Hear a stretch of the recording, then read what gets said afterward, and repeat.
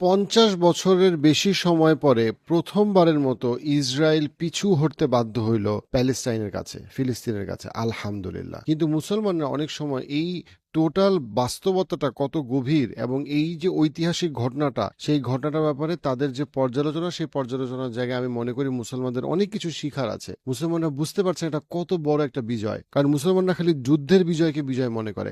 অনেকের মধ্যে অনেক ধারণা আছে, আচ্ছা এই যে যুদ্ধবিরতি হইলো এটা তো আগেও হয়েছিল, তারপরে তো আবার বম্বিং হয়েছে, এবারও হবে কিনা, না এটা হবে না, কেন হবে না আমি এক্সপ্লেন করব।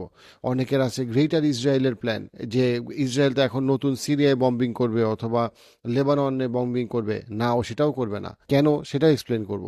আজকের ভিডিওতে আমি আলোচনা করব যে কেন চূড়ান্ত ইসরায়েলের পতনের এই প্রথম ধাপটা সফলভাবে সম্পন্ন হইল, কিভাবে হইল। চলুন শুরু করি। ট্রাম্পের যেই প্ল্যান হামাস এবং নেতানিয়াহু সাইন করলো, এই প্ল্যানটা অবশ্যই আমেরিকা করে নাই, এই প্ল্যানটা ইসরায়েল করে নাই। এই প্ল্যানটা আসছে আরব বিশ্ব থেকে, সৌদি আরব, কাতার, দুবাই এবং টার্কি থেকে। এবং এটা ট্রাম্প নিজেই বলছে চারবার, চারবার সে মেনশন করছে যে তাদের মিডিয়েশনে, ইনক্লুডিং জর্ডান এবং ইজিপ্ট, তাদের মিডিয়েশনে এটা হয়েছে এবং তারা এই প্ল্যানটাকে প্রপোজ করছে। তারা কিন্তু এই প্ল্যানটা তাদের প্রপোজাল, যেটা সাইন করছে বাকি পার্টিরা। এখানে একটা খুবই সুন্দর একটা এক্সাম্পল শাহিদ বলছেন দিচ্ছেন, পলিটিক্যাল অ্যানালিস্ট। সেটা হচ্ছে গিয়ে যে এখানে নেতানিয়াহু হইল একটা গিল্টি আসামি, তার লয়ার হইল আমেরিকা। আর আমেরিকার মানে পার্টিকুলার ট্রাম্প, ট্রাম্প হচ্ছে এখানে লয়ারের মতো। যে লয়ার জানে যে সে আসলে টাকাটা মূলত পাইতেছে কার কাছ থেকে, সে যে ল ফার্মে কাজ করে সেই টাকাটা দিচ্ছে আসলে জিসিসি, আরব কান্ট্রিগুলা, টার্কি। সে জানে যে এই ফান্ডিং মূলত আসতেছে ইভেন তার দেশের ডিপ স্টেট থেকে। আর তার একটা গিল্টি আসামি আছে, সেই আসামি হলো নেতানিয়াহু এবং তার সংসার, তার সরকার, নেতানিয়াহু এবং তার সরকার। এই ক্লায়েন্টকে রাজি করানোটা হচ্ছে লয়ারের কাজ। লয়ার নানা ধানাই পানাই করতেছে, ইউএনএ যাইতেছে, তার পক্ষে হাত তুলতেছে, কিন্তু সে জানে যে ইভেনচুয়ালি এই লয়ারের কাজটা হইলো এই আসামিকে এই কাগজে সাইন করানো, যেই আসামি এইটা সাইন করতে চায় না। এই কাগজটা সাইন করার মাধ্যমে পরোক্ষভাবে ইসরায়েল প্যালেস্টাইনকে স্বীকৃতি দিল। এবং সেটার আমরা বাস্তবতা আমরা সামনের 5 বছর এবং 10 বছরে আমরা দেখব। কিন্তু এই প্ল্যানটা কখনোই ট্রাম্পের প্ল্যান না, এই প্ল্যানটা আরব বিশ্বের প্ল্যান, এবং যেটাকে তারা বিভিন্ন রকম স্ট্র্যাটেজিক ইনভেস্টমেন্টের মাধ্যমে পুশ করে করে, নেগোসিয়েট করে করে গত 2 বছরের প্ল্যানটাকে এই জায়গায় নিয়ে আসছে এবং ইভেনচুয়ালি এটা ইসরায়েলকে দিয়ে সাইন করানো হয়েছে। গাজার এই যুদ্ধবিরতি যে তাদের জন্য সুখকর, এটা সবচেয়ে বড় প্রমাণ হচ্ছে কি গাজাবাসীর আনন্দ।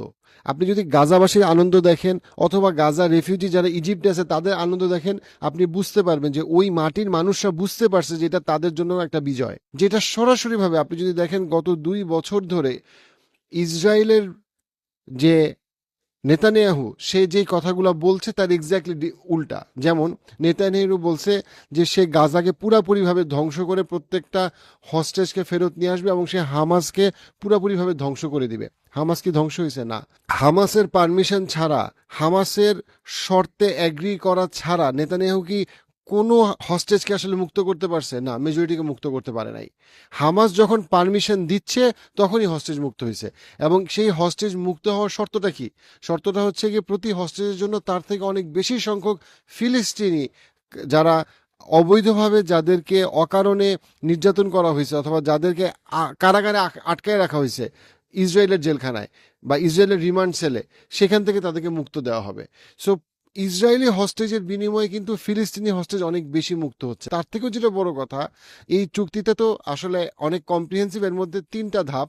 এর মধ্যে প্রথম ধাপটাতে আমরা আছি। এই ধাপের আরেকটা খুবই গুরুত্বপূর্ণ বিষয় হচ্ছে যে ইসরায়েল তার সেনাবাহিনীকে, তার আইডিএফ সোলজারদেরকে অপেক্ষাকৃত পিছনের দিকে নিবে, অপেক্ষাকৃত পিছনের দিকে নিবে, পুরোপুরিভাবে সরাই দিবে বলে নাই, বলছে অপেক্ষাকৃত পিছনের দিকে নিবে। এবং আমেরিকা এখানে গ্যারান্টি দিচ্ছে যে ইসরায়েল আর কোনো যুদ্ধের মধ্যে জড়াবে না। এখন ডেফিনেটলি এর আগে অনেকবার ইসরায়েল এই নীতির বিপরীতে কাজ করছে, কিন্তু এইবার এই নীতির বিপরীতে কাজ করার ক্ষেত্রে তাদের অনেকগুলো প্রবলেম আছে। 1 নম্বর যেটা প্রবলেম সেটা হচ্ছে সে যখন একবার তার সেনাবাহিনীকে পিছনের দিকে নিবে তখন অটোমেটিক্যালি ফিলিস্তিনের পক্ষে কিন্তু দাঁড়ায় আছে আরো শক্তভাবে টার্কি, আরো শক্তভাবে জর্ডান এবং ইজিপ্ট। এবং এই চুক্তির মধ্যে এটা আছে যে যখনই যদি আবার আইডিএফ সোলজাররা অ্যাটাক করে, তখন এই চুক্তির গ্যারান্টররা তারা এটাতে ইনভলভ হয়ে যাবে, যেটা পুরোপুরিভাবে ইসরায়েলের জন্য ভয়ঙ্কর খারাপ হবে, এবং আমেরিকা তখন তাকে সাপোর্ট করতে চাবে না আর। অর্থাৎ এখানে মূল বিষয়টা যেটা, সেটা হচ্ছে গিয়ে হ্যাঁ, আইডিএফ সোলজাররা সরাসরি পুরাপুরিভাবে গাজা ত্যাগ করতেছে এটা বলা যাবে না, কিন্তু তারা যে গাজা থেকে পিছাচ্ছে এটা একটা ইন্ডিকেশন যে তারা পিছাইতে বাধ্য হচ্ছে, বিকজ অবভিয়াসলি ইসরায়েল কখনো তার সেনাবাহিনী পিছাইতে চায় নাই। অনেক মুসলমানের যে একটা ভুল ধারণা যে গ্রেটার ইসরায়েল তৈরি হবেই হবে, যে কোনো মূল্যে গ্রেটার ইসরায়েল তৈরি হবে, এগুলা ভাই হয়েছে কি, আমরা অনেক সময় আমাদের কিছু হাদিস কোরআনের কিছু ইঙ্গিত কেয়ামতের লক্ষণের, সেগুলাকে আমরা পড়ি এবং সেগুলা করে আমরা পৃথিবীর ব্যাপারে মনস্থির করে ফেলি। তারপরে পৃথিবীর যাই দিকেই যাক, আমরা মনে করি যে না, গাজওয়াতুল হিন্দ এখন হইতেই হবে।